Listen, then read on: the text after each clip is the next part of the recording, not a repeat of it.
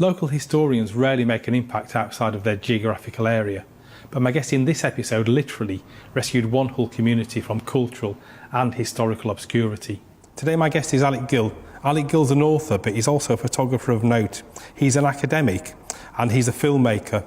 Perhaps he's best known for his social histories of Hessle Road and its fishing community. Alec, welcome to the Reading Room. Thank you, Darren. Nice to be here. So your first book, you started off as a photographer, and it was because of your photography that you became a writer. How did that happen? Well, it's by luck played a big part in it, because I was having a photographic exhibition at the University of Hull, and the guy who displayed the exhibition, put it up and everything, was Gary Sargent. And he's, as well as being a graphic designer, was an artist as well, and he had a lot of sketches he'd done of Hessle Road, and he needed a writer to do the text, the chapters, to go along with his sketches. So I thought, I'd like to get in there, you know, because one always has these ambitions to write. And I was in my early 30s by this time. And his friend, Gary's friend at the university, was Alan Bauer, who had been lined up to do the text. But the thing about Alan was, he was a Sheffield lad. He was head of English, he was more than a lad. And but he acknowledged that I'd got the information and the contacts to do more of the text about Hessle Road. So Alan kindly stepped back and became the editor of the book, and I became the author to go with Gary's pictures. And then through some process with Hull University Press, they put my name first, Alec Gill and Gary Sargent, which I didn't ask for that, but I didn't argue against it either. And so got into it that way. And Alec served an apprenticeship with Alan Bauer, very kindly, head of English, knowing all the grammar and how to improve my sense of structure and syntax, etc. He helped me a lot. You were given this job of writing text to pictures about Hessle Road. Was there a reason why the university thought that you might be somebody who would know about Hessle Road? Yeah, because of I'd had 20 solo exhibitions, basically all about Hessle Road, 2 in the States and others around Britain and Hull in particular, of course. And so I'd begun in 1974, and so I'd had that depth of experience and contacts, and I was keen to get in there and get established if I could as an author and writer. You'd documented Hessle Road as a photographer. Yeah. You then went on to write several books documenting the social history of Hessle Road. That's right. You then went on to produce several very well-regarded films about Hessle Road. Is there any difference in what and how you can tell the story of Hessle Road from those different art forms? Basically, no, because it's all about storytelling. And that's the essence. I'm sure a lot of your viewers will think, and readers know all about, they want a good story. And so if you can, when I'm interviewing Hessle Roaders or whatever, I'm looking for 2 things. Well, first of all, I like pictures. One of my first questions is, have you got any photographs of this person or the place or whatever? Because every picture is worth 1,000 words, sort of thing. A picture tells a story. But the next thing is looking for a human story with a beginning, middle and end, and to try and come to some happy conclusion, and to round it off for the reader. I mean, the thing about storytelling is, no matter what the technology is, whether it's printed books or DVDs or ebooks or whatever, the technology might change, but if you think, I often sometimes think back to cave dwellers, in a winter's day, sitting around the campfire, and people love stories. You're probably the first person to recognise the value of a social history of Hessle Road and its community. What was it that initially drew you to that, to want to tell that story? It's because maybe I identified with the Hessle Roaders. This might sound corny as well, but I see the Hessle Roaders have had a rough time being the underdogs. They're the underdogs when it comes to the battle with nature, because nobody can master the sea. The humans, seafarers always come off worse. So they're the underdogs in that regard. There are also the underdogs regarding the trawler barons, because on the fish dock it was run like on a feudal system, so there were underdogs there. There were maybe the living conditions, you know, the terraced houses weren't ideal, so from a county, city point of view, they were like underdogs. And then finally, the worst thing I think they had to endure, well, one of them, is social snobbery, because the image of the drunken, brawling fisherman and the screaming fishwife, which I, you know, hate the images, there was a lot of snobbery within Hull against them. And so my first book was called, the one with the University of Hull, University Press, was called Village Within a City, the Hesselroe Fishing Community of Hull. That was, you know, this like separate, it was a part of Hull, but apart from it at the same time. And then back to storytelling, the Hesselroaders are good storytellers. You know, they know how to do it naturally. And I latched onto that. And I think one final thing, to answer your question, I think because the Hesselroaders lived close to death, they have this zest for life and this vitality that doesn't exist in other parts of Hull, in my opinion. No offence against Holness Road or East Hull or anything. So is there something special about the character of Hesel Road and the people from Hesel Road? I mean, we spoke about the zest for life. Yeah. Is it something that actually goes deeper than that even? Well, yeah, deeper than that. Well, I think the superstitions. You see, what you've got with the Arctic trawlermen, last of the hunters, is you've got people who, you know, the most perilous job in the world is fishing, still is, you know, all these fishing villages around the world. There's always a high percentage of widows and orphans, and so a high loss of life. And we can talk about coal mine communities if you like later on. But although they're very much in the world and dealing with the harsh realities of Mother Nature, as I said before, they've got to sort of help them in this process, the superstitions. Yeah. And the people ridicule the superstitions. I mean, the church has persecuted superstitions and pre-Christian stuff for centuries. Science nowadays ridicules it for the last 200 years, 300 years, as being, oh, well, education will soon erase superstition. And the media, they tend to take the mickey out of superstitions. However, the point is, I would predict that superstitions are here to stay and may even outlive religion and science. That's a bold statement, isn't it? But anyway, so you've got the harsh reality of battling with the elements, and what they have to help them in that process, unwittingly, unconsciously, the superstitions, and well, they inject a high degree of fatalism in the seafarers. Of all seafarers, there's no more superstitious than fishermen, but also the sort of cushion. They have like they enable people to defy the gods and risk the odds. So you might take a chance, you know, you might be in a headwind, 120 mile an hour gale for sub-zero temperatures, and you're in a sticky situation, and you've got one chance in a million, but because you've got your lucky black cat, or you know, you're sort of touching wood or whatever. Because born with the cowl, is that one of the traditions? The coal, yeah. The coal, yes. You're born with a coal, yes. A veil, as some people call it. Then you might think, oh, well, I'm not going to drown. The thing about superstitions as well is that it gives you this false sense of security. It's illogical, we know, they'll all know that, but it's there. And so the thing about the superstitions is lots of gods, you know, gods of the sea and gods of mirror magic and moon magic and etc. But so you're risking the odds and defying the gods is one of the phrases I've coined, you know.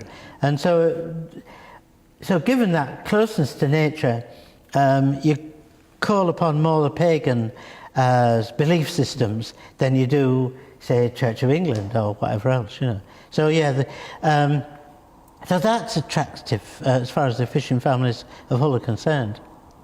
After the break, we're going to be talking more about Hesel Road and its famous fishing community.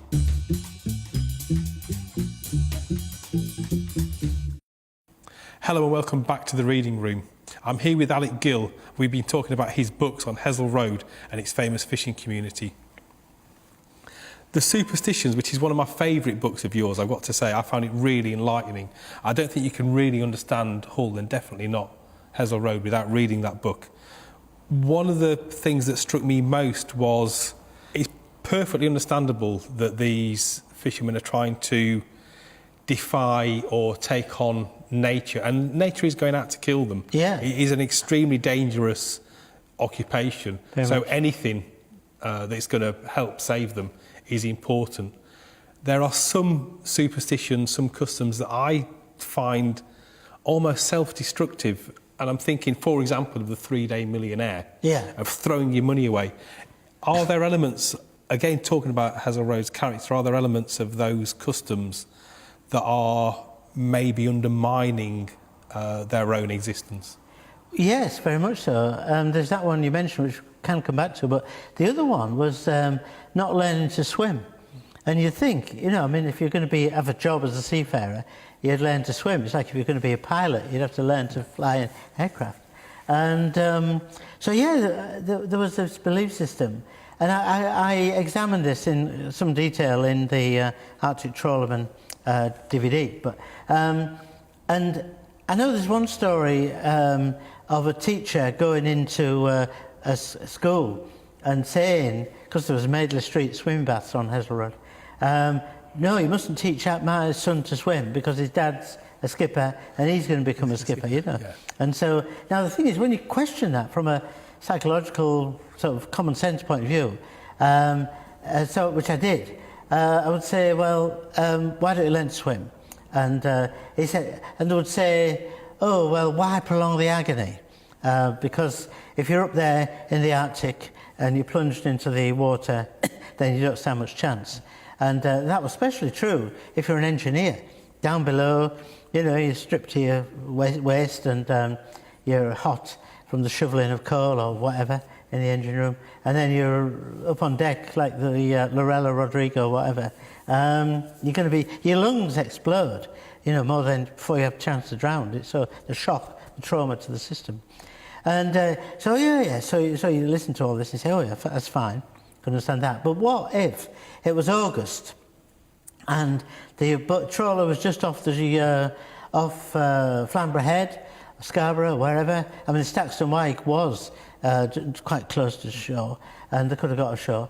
So then I was trying to put them in a corner, you know, it's like a chess move, and they say, oh well, if I was rescued, they would say, then the sea would simply claim somebody else's life.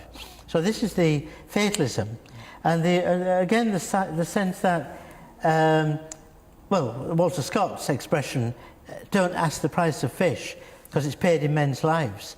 And so if you're rescued, then the sea, then the King Neptune or whatever the sea gods, that's simply going to take somebody else's life. There's another superstition as well. And if you go to Henry Haird's, the jewellers on Hesel Road, they'll tell you that they don't sell pearls because pearls are from the seabed and they're something precious. And so in a lot of fishing families, they don't wear pearls. And the illogical or logical thinking is that if you take something precious from the sea, then the sea will take something precious from you. And so take your husband or your son or your brother. And so there's the, like I say, it is laughable and illogical, but if you want, I could go into a psychological thing of survival of superstitions, but it's up to you. I think we should, because you read the book, and if you took it out of context, it would be hard for a lot of people to believe that you're talking about people from the 20th century, which is when it's from. That's so right. It is so primal that one of the things that impressed me about the book was that you used some of your academic experience to dig deeper, not just like you say, ridicule the fact that these are people that threw away all their money, or people that wouldn't do washing when their men were away, and all this kind of thing. You looked at the deeper psychological meanings of that, and what were the discoveries that you made? Well, speculation really more than discoveries, but I mean, this is the book, and I do say on the back cover how in 1974 I began not just doing Hessel Road photographs we talked about earlier on, but also as I was a mature student at Hull University Psychology Department. And so I was able to say that this book brings together both elements of two loves of my life, really, Hessel Road and the superstition, and the psychology of superstitions. And the thing about superstitions, I hinted already about the primitive side of the ancient beliefs, going back to pre-Christian times. But the key thing, I won't go into the etymological definitions of the word superstition or the Greek word for it, but basically the word superstition could be equal to survival. And when it comes to human survival of each individual, every one of us watching, or you or I, we have a survival instinct, right? And this is primary. And it comes, you've got your spinal cord, and at the top of the spinal cord column, you've got like this old primitive brain, which you can see in animals, in rats and cats and all the animals, all the mammals. At the end of the spinal column, you've got this nub, like a fist, of the old brain, and then around that, in humans, you've got the neocortex, which means new layer, cortex. But within this primitive side of the brain, that is where human survival is housed. And that is where, despite what the religions and the witch hunts and the Inquisition and the science, we talked about the ridicule, etc., because superstition and survival are so tightly bound together, you'll never get rid of superstition.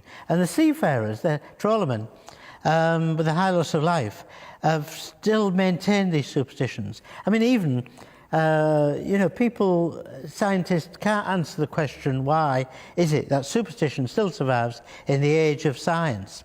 And you've got your astronauts who've got a host of, as many superstitions, if you like, of the trawlermen. And the astronauts have got their own little rituals and routines. And so because of this other layer and the brain, the left side of the brain, this side, is to do with logic, and the right side is emotions. But beneath all that, you've got this core of our human survival. And that's why I predict superstitions will never go. As long as human beings are taking chances and taking risk and battling with the elements, outer space or wherever, and the sea, there will be superstitions. And you wonder what you've got to lose if you follow a superstition. If it doesn't work, nothing happens. If it works, it could save your life. Yeah. And the thing is, there's been thousands and thousands of Friday the 13th when nothing's happened. Yeah. But it just takes one, and then lo and behold, it's because of Friday. Our love of patterns means that coincidences are given more weight than they should be. Absolutely. One of your more touching books is The Lost Trawlers of Hull, and you have mentioned briefly how dangerous fishing and trawler fishing was. How dangerous was it? Well, that particular book, which about the third one, that was a list of 900 trawler losses taken into the smacks from 1835 up to 1987. That's when the book was published. And there's 900.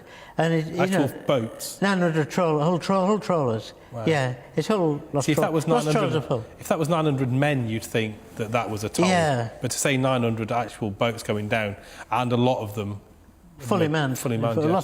Lost with all hands was the expression they used. A bit, to whittle people down to just their hands is the British aristocratic view of society, and they were just hands, from farm hands and that kind of thing, stage hands as well. But anyway, they were deckhands, and every ship that went down didn't mean all the crew was lost, but nevertheless. What was interesting though, the 1968 triple trawler tragedy with the St Romanus, Kingston Peridot and the Ross Cleveland, when the 58 men were lost, one survivor, as you know, Harry Adam. That's when the first real inquiry, modern day inquiry, was conducted into the loss of life and comparing trawlermen with miners. And But the point of that, the Sir Derek Holland Martin inquiry was concluded it wasn't the loss of life from trawlers going down that was the greatest loss of life. That was maybe the headline grabbing one. It was the week in, week out, month out, every winter, just men getting washed overboard. That was the higher loss of life. Then this is facts. And just briefly, he did contrast it with mining. And yes, miners' tragedies, bad though they are, obviously they get the headlines. And the journalists can get to the the pithead, and they can talk to survivors, can talk to the wives, and there's usually talk to the owners, because they're all there at the pithead. And can talk to the rescuers. They're all there, you see, all in one spot. Ideal for the London media. And yes, you'd have coal mining disasters, one in Scotland, a couple in Wales, maybe every so often, Kent and Nottingham, Yorkshire, of course. But the thing about Hull was it was winter after winter after winter. It's, 1975 that the Hessle Road community started to disintegrate and be disintegrated, because they started knocking down the houses, they started moving people out of Hessle Road. The final fish war, Cod Wars had seen to fishing as an industry. Yeah. So we're talking, how many years ago now? 40 years now? Yeah, that is 40 years. So as a historian, you started when it was modern history, contemporary history. It's drifting into being history. You're still working on books and videos about Hessle Road. Yeah, now. At what point do you think it's going to be out of living memory? I don't like to be morbid, but living memory, it's bound to be non-living. It's like the First World War, isn't it? There's nobody left who was in the trenches. And so, but things move on. Things can't stay still. And sadly, Hessle Road did get demolished. But if Hessle Road was still the same as it was in 1953 or whenever, then that would be something to worry about. Life doesn't stay still, the whirligig of time. But what we do have to be thankful for is your works in book, in video and in photography, which has created the history that we've now got to look back on, and hopefully some of the readers of the Reading Room are going to be reading some of your books. So Alec Gill, thank you very much for joining me here on the Reading Room. Thank you, Dan. It could be argued that Alec's books have skewed our view of Hull, and that the history of Hessle Road has become the history of Hull, pushing aside equally relevant histories. But for my mind, the blame doesn't lie with Alec and what he's achieved, but for other writers and what they failed to deliver. Many of Alec's books can still be purchased from the Amazon website, along with some new Kindle editions and all of his DVD back catalogue. Simply go to the Amazon website and search for Alec Gill. This series is made possible by the support of the James Reckitt Library Trust.